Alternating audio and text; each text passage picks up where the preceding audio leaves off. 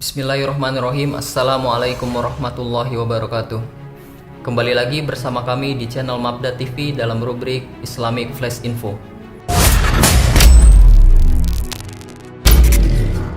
Pada pembahasan kali ini kami akan membahas tentang Lawrence of Arabia, agen Inggris pemecah belah Khilafah Utsmani dengan bangsa Arab. Siapakah sebenarnya Thomas Edward Lawrence? Tidak banyak orang mengenalnya. Kisah kehidupannya penting sebagai pelajaran hingga kini, terlebih setelah Edward Snowden dan WikiLeaks mengekspos banyak hal tentang praktik mata-mata yang terjadi di seluruh dunia. Pasca Arab Spring yang menandai kekacauan dan ketiadaan hukum di Timur Tengah dan Afrika Utara hampir sama dengan era kekosongan kekuasaan pada era itu yang menandai bangkitnya Lawrence sebagai mata-mata yang terkenal dalam sejarah. Dilahirkan di Wales pada tahun 1888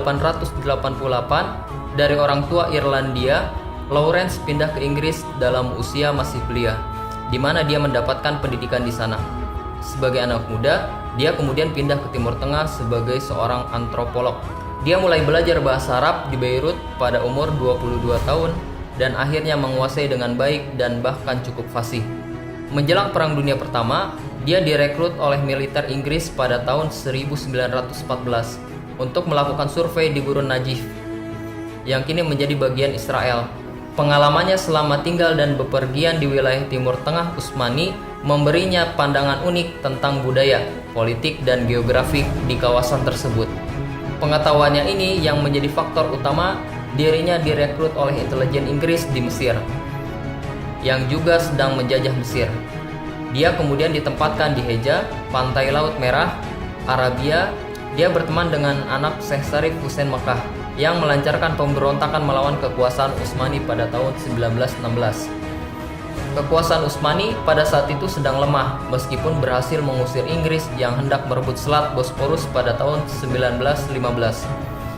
Gagal memukul Utsmani dalam Perang Gallipoli, Inggris menjalankan strategi menghancurkan Utsmani dari dalam dengan memanfaatkan sentimen anti-Turki di provinsi-provinsi Arab. Setelah mendorong nasionalisme Arab di kawasan tersebut, Inggris mempersiapkan strategi untuk membaca keinginan Arab, yaitu merdeka, untuk memperluas operasi militer mereka di Timur Tengah. Dalam konteks inilah pentingnya peran Lawrence. Dia menginstruksikan klan Hashimiyah Sharif Hussein untuk menyerang jalur kereta api Hijaz yang digunakan untuk mensuplai tentara Utsmani di Madinah. Pasukan Utsmani yang terpaksa keluar dari markasnya untuk melakukan penyelidikan selanjutnya menjadi sasaran serangan gerilya. Kondisi ini menjadi jalan bagi Inggris untuk merebut sejumlah kota-kota di Hijaz yang pada akhirnya berujung pada kejatuhan Damaskus. Akhirnya semua wilayah yang menjadi basis gerilya Lawrence berpindah tangan di bawah pendudukan Inggris. Setelah Utsmani jatuh, Sharif Hussein otomatis menjadi penjaga dua kota suci Mekah dan Madinah, serta mendeklarasikan dirinya sebagai khalifah baru dunia Islam. Namun, deklarasi ini tidak diinginkan Inggris, yang kemudian memberi kesempatan kepada klan Saudi yang berbasis di kawasan Najd, selatan Irak. Dengan dukungan Inggris, Saudi mengusir Sharif Hussein keluar Hijaz dan tidak memberikan kesempatan Sharif kecuali melarikan diri ke Siprus. Inggris membiarkan berdirinya kerajaan Arab Saudi. Sementara itu, pendudukan Inggris di Palestina bersamaan dengan upaya Zionis untuk menempatkan Yahudi di kawasan yang kedepannya akan menjadi cikal bakal tanah air. Pada tahun 1948, negara Israel secara resmi diakui setelah penarikan mundur Inggris. Israel selanjutnya memperluas wilayahnya setelah Yahudi yang lolos dari genosida di Eropa ke negara yang didirikannya. Seiring Perang Dunia Kedua, Inggris mulai kehilangan pengaruhnya, digantikan Amerika Serikat sebagai kekuatan baru dunia. Nasionalisme Arab yang dimanfaatkan oleh Inggris untuk membangun kekuasaan di Timur Tengah.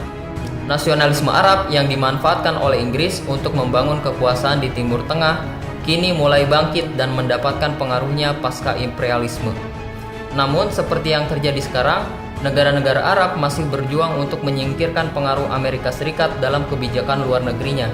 Namun, seperti yang terjadi sekarang, negara-negara Arab masih berjuang untuk menyingkirkan pengaruh Amerika Serikat dalam kebijakan luar negerinya sepeninggal Inggris.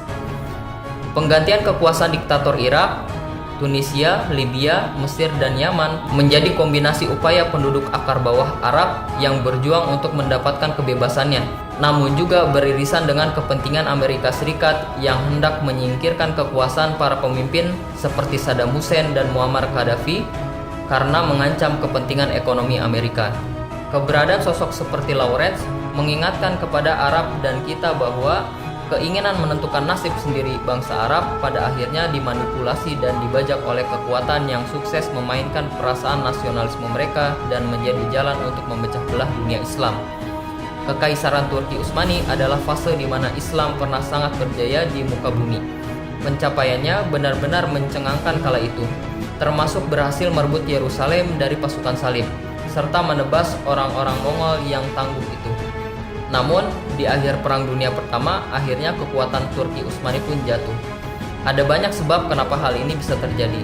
Salah satunya adalah kehadiran pria bernama Thomas Edward Lawrence, yang kisahnya dikenal di dunia dengan tajuk Lawrence of Arabia.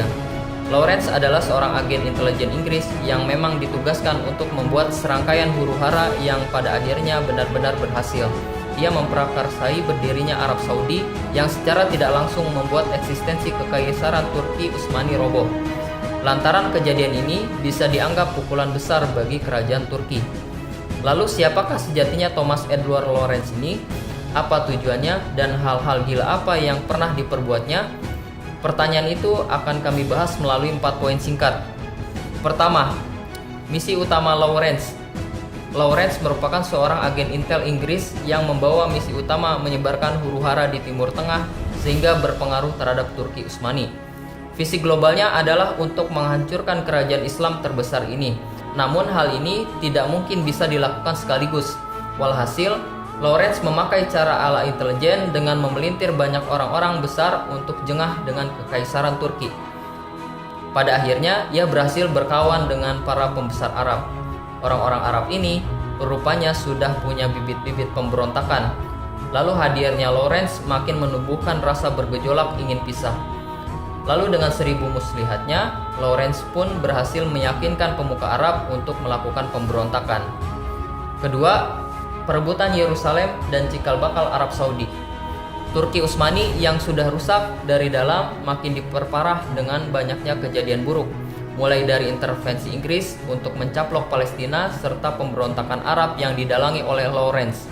Sayangnya, mungkin karena sudah tidak stabil seperti dulu, dalam kedua kejadian besar ini Turki Utsmani kalah.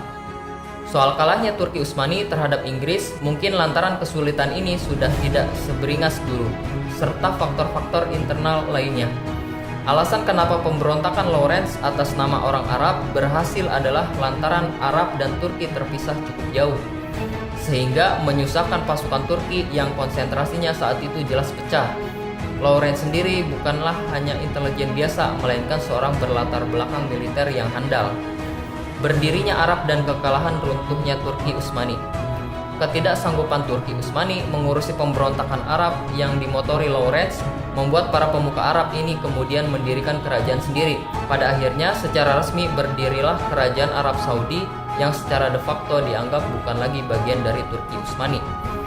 Kesultanan Islam terakhir ini pun makin mengalami cobaan berat, mulai dari kalah di Perang Dunia Pertama sampai munculnya tokoh penting seperti Mustafa Kemal.